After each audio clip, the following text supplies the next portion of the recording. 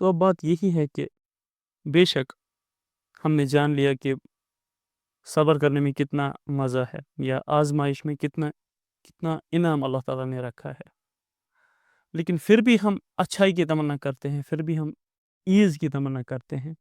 تو اس کا ریزن کیا ہے؟ اس کا ریزن ہے کہ ہم آدم علیہ السلام کی نسل میں سے ہیں، اہل آدم، اور آدم علیہ السلام جنت میں رہ چکے ہیں، حضرت حوا علیہ السلام جنت میں رہ چکی ہیں، اور جنت میں صرف ایز ہے.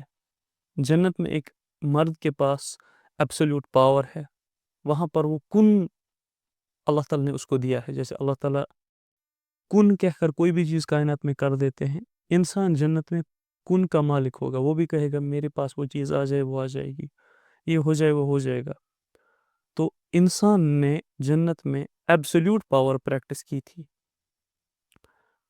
میل نے، اور فیمیل نے جنت میں ایبسولوٹ بیوٹی، اس پر وہ وہاں پر کاربن تھی. Absolutely perfect attraction, perfect beauty حضرت حوا علیہ السلام جنت میں رہی تھی.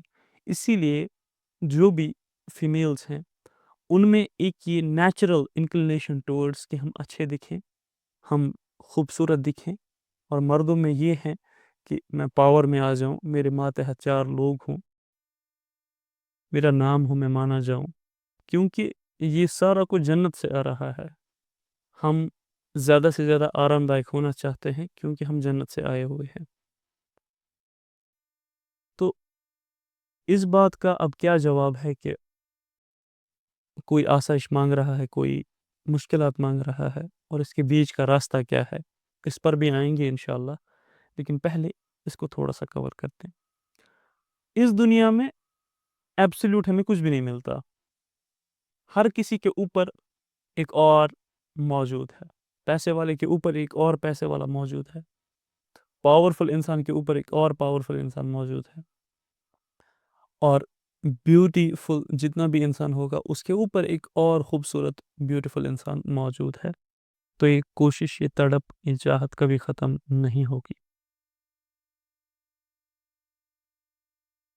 تو ہم ڈیمانڈ زیادہ سے زیادہ کرتے ہیں اس دنیا میں، لیکن یہ ہم کون ہے؟ جب نے کہا کہ ہم ڈیمانڈ کرتے ہیں تو یہ ہم کون ہیں؟ ہم یعنی کہ میں، آپ، یہ، وہ. لیکن یہ میں کون ہے؟ کیا یہ میں وہی ہے جس سے اللہ تعالیٰ نے وعدہ لیا تھا؟ یہ میں کوئی اور ہے؟ یہ کون سا میں ہے جو سیٹسفائی نہیں ہو رہا؟ کون سا میں؟ یہ کون سا ذہن ہے؟ کون سی خودی ہے؟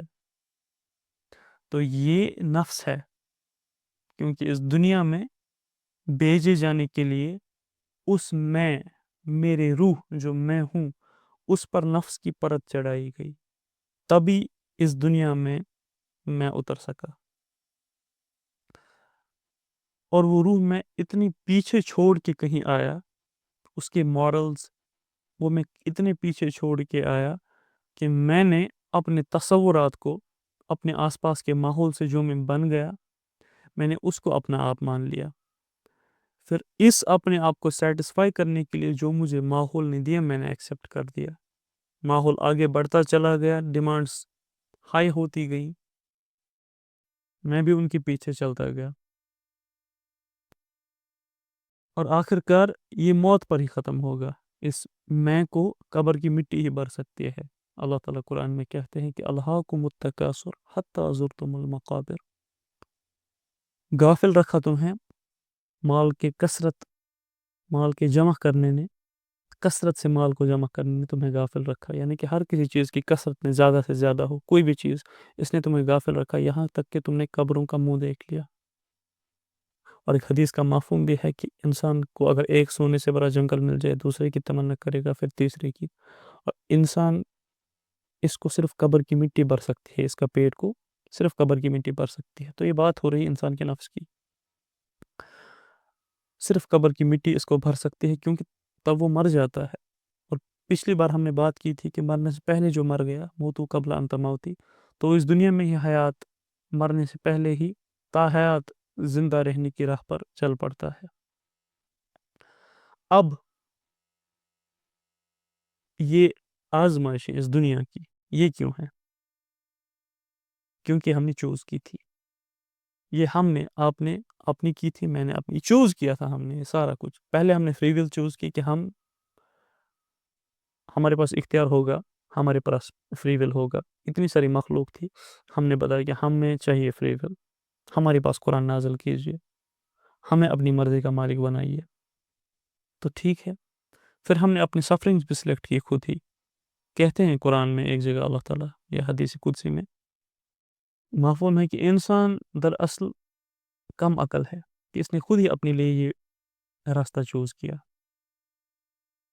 تو جیسے ہی ہم دنیا میں انٹر ہونے والے تھے تو ہم نے چوز کی. آپ نے بھی چوز کی تھی اپنی سفرنگس، میں نے بھی چوز کی تھی اپنی سفرنگس. آپ نے چوز کیا تھا میں کس گھر میں اتروں، کس وقت میں اتروں، کس ڈیٹ پہ اتروں، کس ماں باپ کے یہاں اتروں، کیا وہ پیسے والے ہوں گے یا غریب ہوں گے. آپ نے چوز کیا تھا. آپ کی شکل کیسی ہوگی آپ نے چوز کیا تھا. آپ کے سرکمسٹانسز کیسے ہوں گے یہ آپ نے چوز کیا تھا. آپ نے کیا تھا چوز اور میں نے بھی کیا تھا چوز. اگر آپ ابھی اس جگہ ہیں جہاں پر آپ ہیں تو یہ آپ کی وجہ سے، اگر میں ابھی اس جگہ ہوں جہاں پر ہوں تو یہ میری وجہ سے. لیکن وہ وعدہ ہمیں یاد نہیں. وہ بار بار قرآن میں اللہ تعالیٰ کہتے ہیں کہ وہ وعدہ یاد کرو، اور اس پر ہم نے بہت بحث کی تھی کہ وہ وعدہ کیسے یاد آ جائے، عالم ارواح کا وعدہ. اور قرآن میں سورہ فجر آپ پڑھیں گے تو وہاں پر آیت نمبر 21 یا 22 میں غالباً اللہ تعالیٰ کہتے ہیں کہ جو بھی ایک سنگل مصیبت آپ کو آتی ہے، کوئی بھی زمینی مصیبت یعنی کہ فزیکل مصیبت یا کوئی مینٹل مصیبت، کوئی بھی، وہ آپ ہی کے لیے تھی. ٹارگٹ آپ ہی تھے اس مصیبت کے. یعنی کہ ایسا ہو ہی نہیں سکتا اگر آپ کہیں اور بھی چلے جاتے، یہ کر جاتے، وہ کر جاتے، وہ مصیبت نہیں آتی. نو، وہ آپ کے لیے فکس تھی، اسی ٹائم پہ ہونی تھی. اسی لیے اتنے سرکمسٹانسز بن گئے اس کے لیے، کیونکہ وہ مصیبت آنی ہی آنی تھی آپ پر. جیسے ٹارگٹ سیٹ کرتا ہے انسان، ویسے ہی وہ مصیبت سیٹ کر گئی تھی آپ پر. کچھ پرابلمز ہم نے خود چوز کی تھی اس دنیا میں آنے سے پہلے. خود ہم نے چوز کی یہ پرابلم ہونی چاہیے، یہ سرکمسٹانسز. ان کے بیچ میں بھی یا اللہ میں آپ کو تلاش کر لوں گا.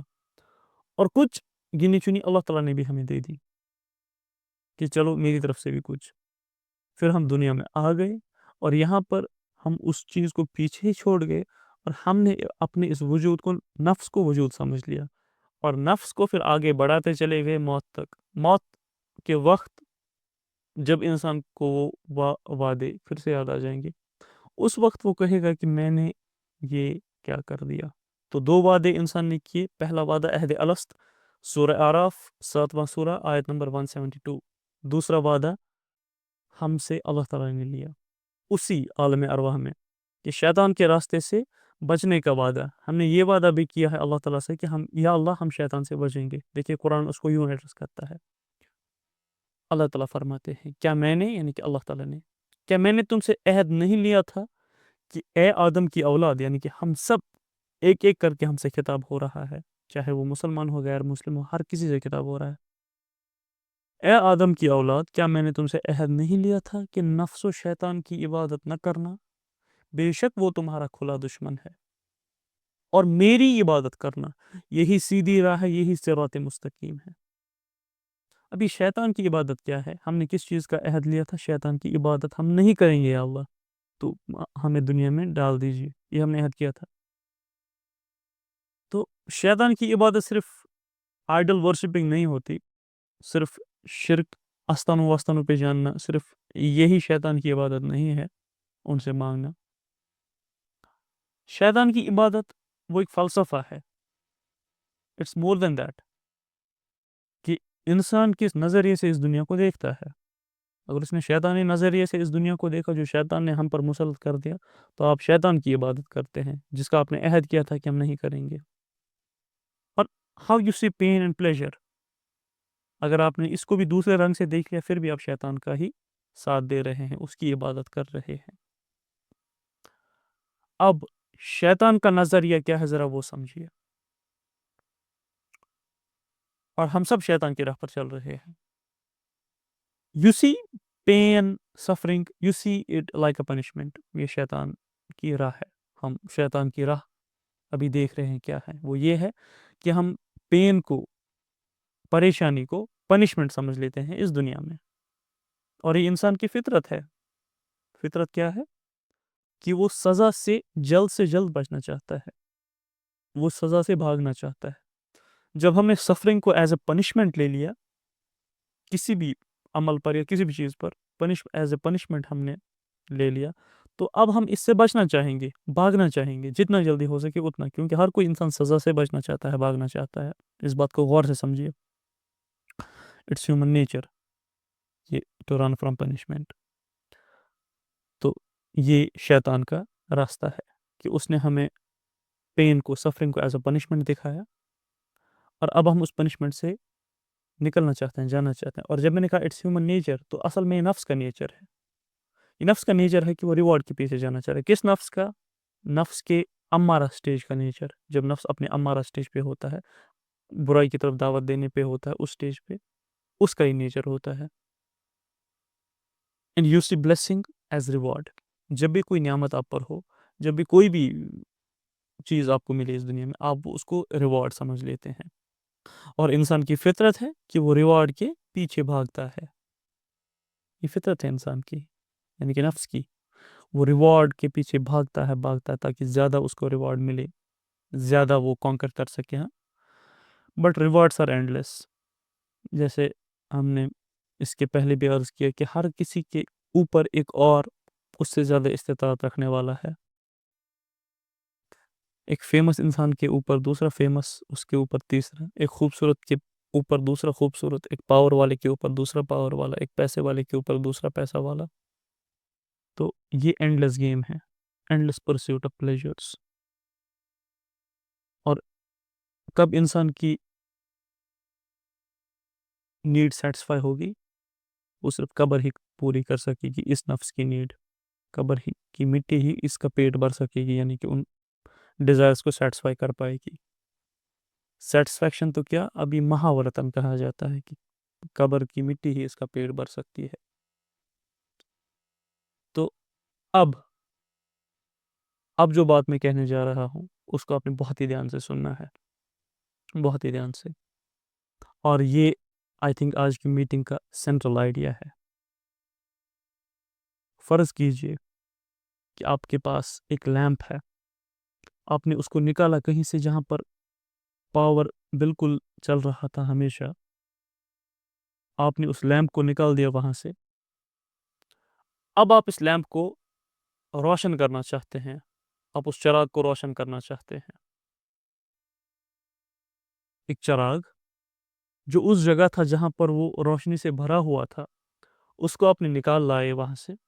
اب آپ اس کو روشن کرنا چاہتے ہیں، تو آپ نے ٹارچ آن کر دی اور اس پر روشنی ڈال دی۔ وہ روشن ہو گیا ایک سائڈ سے، لیکن اپنے اپوزٹ سائڈ پہ وہ شیڈو بنا گیا۔ آپ نے دوسرے سائڈ سے ٹارچ ڈال دی، اس نے اس کے اپوزٹ شیڈو بنا دیا، پرچھائی بنا دی۔ Same is the case with humans. انسان خود کو روشن کرنا چاہتا ہے، ایک ایمپٹی وائڈ کو پورا کرنا چاہتا ہے، بھرنا چاہتا ہے، ایک ایمپٹی سپیس اندر اس کو پورا کرنا چاہتا ہے، اس اینزائٹی سے پیچھا چھڑانا چاہتا ہے، اس شیڈو کو ختم کرنا چاہتا ہے، اس اندھیرے کو ختم کرنا چاہتا ہے۔ تو یہ کیا کرتا ہے؟ یہ باہر سے ٹارچ سے اس پر لائٹ ڈالتا ہے تاکہ وہ بلب جگمگا اٹھے۔ وہ ایک سائڈ سے تو جگمگا اٹھتا ہے، لیکن اس کے پیچھے ایک شیڈو بنا لیتا ہے کہ اس کی زندگی کا دوسرا حصہ وہ اندھیرا سیاہ ہو جاتا ہے۔ اسی لیے آپ دیکھیں گے کہ بہت زیادہ سکسیسفل لوگ، ان کو گھر میں سکون نہیں۔ یا ایک سمپل مثال آپ سمجھ لیجئے، انسان چاہتا ہے کہ میں سب سے پہلے اسکول سے کالج سے یونیورسٹی، پھر کب میں ختم کر دوں۔ تو اس نے اس سمت اپنی زندگی کی ٹارچ ڈال دی، تو ایک لائٹ اس کو دکھی۔ جب وہ اس لائٹ تک پہنچا تو پیچھے ایک شیڈو بن گیا، اب اس کے آگے کچھ نہیں۔ اب وہ کیا کرے؟ اب وہ چاہتا ہے کہ میں واپس پیچھے چلا جاؤں یا اور آگے چلا جاؤں، اب میں کما لوں، کمانے کے بعد اب میرا اچھا گھر ہو، اس کے بعد اب میرے بچوں کی اچھی تربیت ہو، اب میرے بچے دوسروں کے بچوں سے آگے نکل جائیں، اس کے بعد میرا نام ہو، اس کے بعد کچھ اور، اس کے بعد کچھ اور، تو وہ ایمپٹی وائڈ ہمیشہ رہے گا. کیوں؟ کیونکہ ہم اس بلب کو باہر سے روشن کرنا چاہتے ہیں، جبکہ اس کا نیچر ہے جب تک یہ اندر سے روشن نہ ہو جائے تب تک آپ اس کو باہر سے جہاں سے بھی روشنی دیں گے اس کے پیچھے ایک شیڈو ضرور بنے گا. تو یہ دل جو انسان کا مرکز ہے، یہ روشن کب ہوتا ہے؟ جب آپ اس کا کنیکشن جوڑ دیں گے اللہ تعالیٰ سے. انسان کا دل اصل میں اس کا قلب جب تک اس کا کنیکشن اللہ تعالیٰ کے ساتھ نہ جڑا ہو، جب تک روح بیدار نہ ہو، یعنی کہ اس بلب سے اندر سے روشنی نہ نکلے، جب اس بلب سے اندر سے روشنی نکلے گی تو سارے شیڈوز ختم ہو جائیں گے اور وہ چاروں طرف اپنی روشنی بکھرا کر رکھ دے گا. لیکن جب آپ اس کو باہر سے روشنی ڈالنا چاہیں گے تو اس کے پیچھے ایک شیڈو بن جائے گا. اور جب وہ اندر سے جگمگا اٹھے گا، اس اندر سے جگمگا اٹھنے کے لیے اس کو ایک پاور سورس کی ضرورت ہے جس سے اس کو کنیکٹ ہونا ہے. اسی طرح سے انسان کو ایک سپریم سورس کے ساتھ کنیکٹ ہونا ہے تاکہ اس کا اندرون جگمگا اٹھے اور اس کی زندگی کی سارے پریشانی، سارے شیڈوز ختم ہو جائیں. تو کیا کہا پھر کہ جسے میں ڈھونڈتا تھا آسمان و زمین میں، جس خوشی کو میں ڈھونڈتا تھا، جس غم سے نجات کو میں ڈھونڈتا تھا، جس ایک فلفلنس کو میں ڈھونڈتا تھا، آسمانوں میں، زمینوں میں میں نے کھوج کر دی، میں نے ہر کچھ کر کے دیکھے، کچھ نہیں ہوا. وہ نکلے میرے خلوت خانہ دل کے مکینوں میں. وہ تو میرے اندر ہی تھا، میں نے اپنے اندر نہیں جھانکا، میرے اندر ہی سارا کچھ تھا. اس چراغ کو مجھے اندر سے روشن کرنا تھا تاکہ میرے باہر کے سارے اندھیرے دور ہو جاتے، لیکن میں باہر کی چیزوں سے اس کا علاج کر رہا تھا. تو قرآن کیا کہتا ہے کہ الا بذکر اللہ تطمئن القلوب، بے شک اللہ کی یاد میں ہی دلوں کا ذکر ہے، بے شک اللہ کے ذکر میں ہی دلوں کا سکون ہے. اللہ کا ذکر کیا ہے؟ ذکر کہا جاتا ہے قرآن کو. قرآن ایک ذکر جو ہم زبان سے کرتے ہیں وہ بھی ذکر ہے. دوسرا ذکر کہا گیا ہے قرآن کو ذکر سے بھی تعبیر کیا گیا. تو Quran and its way of looking at life, its way of looking at things, یعنی کہ philosophy of life in the light of Quran, یہ ہے اللہ کا ذکر. اور وہ کیا ہے؟ وہ کیا ہے کہ قرآن کس نظریے سے ہمیں دکھاتا ہے دنیا کو؟ قرآن ہمیں اس نظریے سے دنیا دکھاتا ہے. ہم سورہ فجر ہی پھر سے کھولیں گے تو اس میں آپ پائیں گے کہ اللہ تعالیٰ کہتے ہیں کہ نہ ہی یہ بلیسنگ کوئی ریوارڈ کے طور پر میں نے دیا تھا، نہ ہی یہ سفرنگ کوئی پنشمنٹ کے طور پر میں نے دی تھی، بلکہ یہ دونوں چیزیں، اگر تمہارے پاس بہت سارا تھا وہ بھی ایک ٹیسٹ تھا، اگر تمہارے پاس سب کچھ چھینا گیا وہ بھی ایک ٹیسٹ ہے. اور اس دنیا میں تم آزمائی ہی جاؤ گے، کبھی چھین کر کبھی دے کر، تاکہ تم روز قیامت خود ڈیسائیڈ کر سکو کہ تم کس گروہ کے ساتھ اب جانا چاہو گے، کس گروہ کے ساتھ تمہیں جانا چاہیے. کیونکہ انسان کو مصیبت دی گئی، قرآن کہتا ہے اس نظریے سے بلیسنگز کو دیکھو، اس نظریے سے سفرنگز کو دیکھو، کہ جب تمہیں کوئی چیز دی گئی تو یہ تمہیں دی گئی، تم اس کے ذمہ دار بنائے گئے. کوئی بھی چیز دی گئی تم اس کے ذمہ دار بنائے گئے. تو جب کسی شخص کو ذمہ داری دی جاتی ہے تو اس سے حساب مانگا جاتا ہے. تمہیں زندگی دی گئی، اس کا حساب ہوگا. تمہیں سانسیں دی گئی، اس کا حساب ہوگا. تمہیں صحت دی گئی، اس کا حساب ہوگا. تمہارے پاس جوانی ہے، اس کا حساب ہوگا. تمہارے پاس گھر ہے، اس کا حساب ہوگا. تمہارے پاس جتنے بھی ریسورسز ہیں اس کا حساب ہوگا. تم کیا کر رہے ہو زندگی میں اس کا حساب ہوگا. ایک ایک سانس کا حساب ہوگا. تمہیں بات کرنے کی صلاحیت دی گئی، باتوں کا حساب ہوگا. تمہیں کوئی چیز عنایت کی گئی، اس کا حساب ہوگا. تم کوئی جاب کر رہے ہو، اس کا حساب ہوگا. تم کوئی اتھارٹی پوزیشن میں ہو، اس کا حساب ہوگا. تم نے بچے پیدا کر لیے، اس کا حساب ہوگا کہ بچوں کی کیسی تربیت کی. یعنی کہ ہر کسی چیز کا حساب ہوگا. جو بھی ہمیں ملتا ہے اس کا حساب ہمیں دینا ہے، اور جو بھی ہم سے چھن جاتا ہے تو دینے والے نے ہی واپس لے لیا. اس میں بڑی بات کون سی ہے؟ اس میں رونے پیٹنے والی بات کون سی ہے؟ اس میں رونے پیٹنے والی کوئی بات ہی نہیں. اسی لیے ہم پڑھتے ہیں انا للہ و انا الیہ راجعون. اسی نے دیا تھا، اسی نے واپس لے لیا معافوں میں. تو میں تو بچ گیا.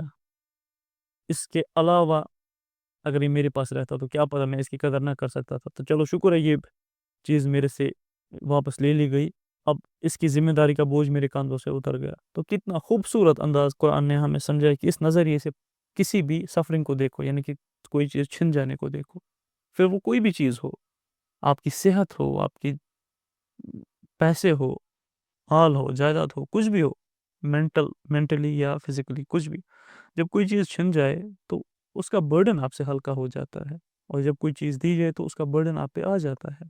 یہ ہے نظریہ دیکھنے کا کسی بھی چیز کا قرآن کے روح سے. یہ تو ہم نے ایک نظریے کی بات کی کہ شیطان ہمیں کس نظریے سے پین اینڈ پلیجر دکھاتا ہے اور قرآن ہمیں کس نظریے سے پین اینڈ پلیجر دکھاتا ہے.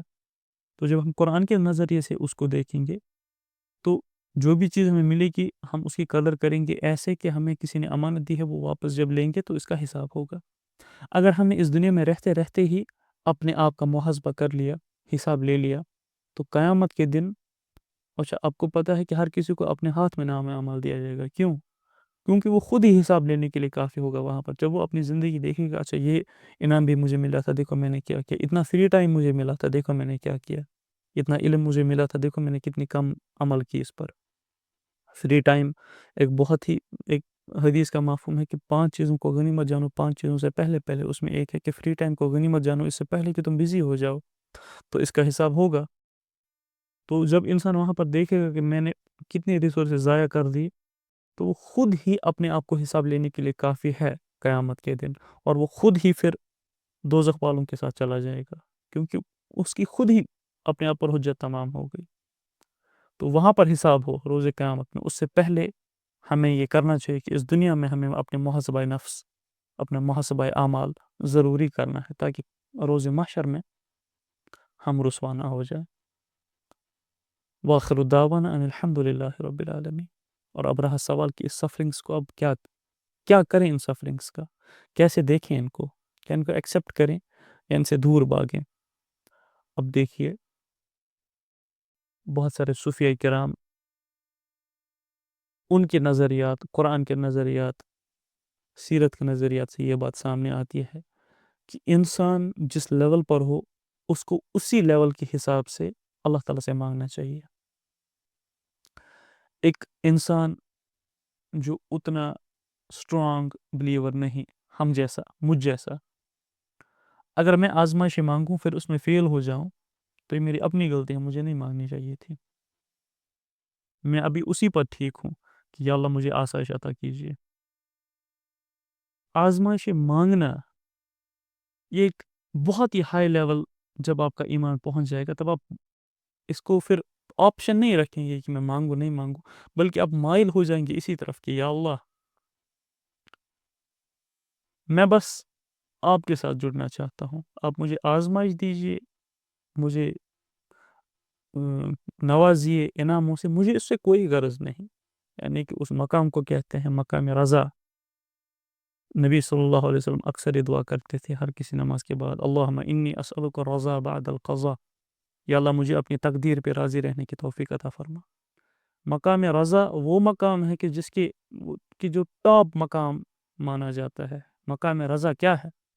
کہ امام حسین علیہ السلام کے ہاتھ میں ان کا چھوٹا بیٹا علی الاصغر 6 مہینوں کا، جب تیر آیا علی الاصغر کو یہاں سے اور یہاں سے نکلا، 6 مہینے کا بچہ، اس نے کسی کا کیا بگاڑا تھا؟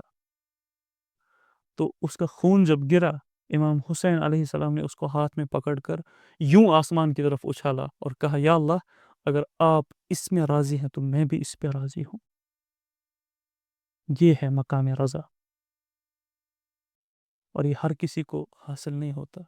یہ اماموں کو حاصل ہوا ہے، یہ انبیاء کو حاصل ہوا ہے. تو مقام رضا، وہاں تک پہنچنے کے لیے یہ ساری محنت کہ ہم راضی رہیں، پھر ہمیں اس کا کوئی خوف ہی نہیں ہو کہ مشکل آئے، پریشانی آئے، مجھے اس سے کوئی سروکار نہیں، بس مجھے راضی رہنا ہے. مشکل میں راضی، آسائش میں راضی، پریشانی میں راضی، بس مجھے راضی رہنا ہے اللہ تعالیٰ سے. تو اس کے لیے ہم دعا کیا کریں گے، اللہم انی اسألک الرضا بعد القضاء. آمین یا رب العالمین.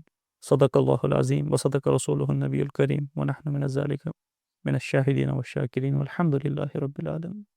سبحان اللہ وبحمدہ، سبحانک اللہم وبحمدک، اشہد ان لا الہ الا انت واستغفرک واتوب الیک. سبحان ربک رب العزت عما یصفون وسلام علی المرسلین والحمد للہ رب العالمین۔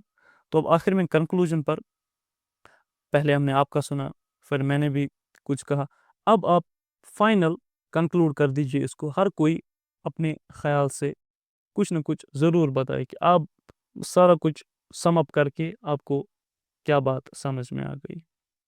عظمت سے سٹارٹ کریں گے۔